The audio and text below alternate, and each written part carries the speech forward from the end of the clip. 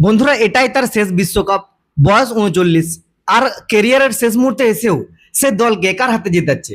৩-০ গোলে আর্জেন্টিনা আজকে আলজেরিয়াকে হারিয়েছে, আর এই ৩টি গোলেই মেসির।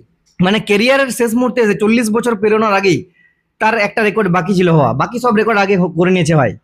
তার বিশ্বকাপে হ্যাট্রিক, এই রেকর্ডটাই বাকি ছিল। গোট লিওনেল মেসি, মানে তার আগে যা ট্যাগ লাগানো যায় সবকিছুই লাগানো যায়। এছাড়াও আরো অজস্র রেকর্ড করেছে এই ম্যাচে। পরপর 5টা বিশ্বকাপে গোল দেওয়ার রেকর্ড দ্বিতীয় প্লেয়ার হলো, রোনাল্ডোর পর দ্বিতীয় প্লেয়ার। বিশ্বকাপে 11টা ভিন্ন প্রতিপক্ষের বিপক্ষে গোল দেওয়া প্রথম খেলোয়াড় হলেন লিওনেল মেসি।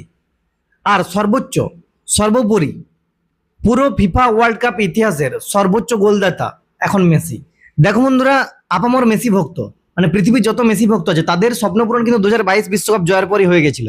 এবার মেসিকে শেষবারের মতো বিশ্বকাপে দেখতে পাওয়ার আশাটাই ছিল আমাদের আশা, মানে মেসি ভক্তদের আশা। আর সেটা হয়েছে। এবার মেসি জিতুক বিশ্বকাপ না জিতুক তাতে কোনো আসে যায় না। মানে এই বয়সে আর কি কি করবে ভাই, কতজনের সাথে টক্কর দেবে, কত কত রেকর্ড ভাঙবে।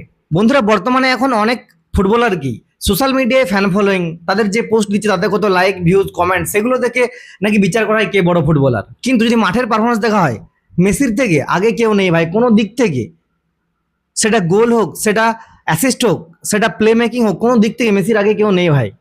মানে যারা অস্বীকার করে তারা শুধু ওই সোশ্যাল মিডিয়া ফ্যান ফলোয়িং গাজরি করে, তাছাড়া আর কিছু বলার নেই। তো যাই হোক, এবারে বিশ্বকাপের শুরুটা ৩-০ গোলে জয় দিয়ে দুর্দান্তভাবে শুরু করলো। আগের বিশ্বকাপে কিন্তু সৌদি আরবের কাছে হেরে শুরু করেছিল, তারপর বিশ্ব চ্যাম্পিয়ন হয়েছিল।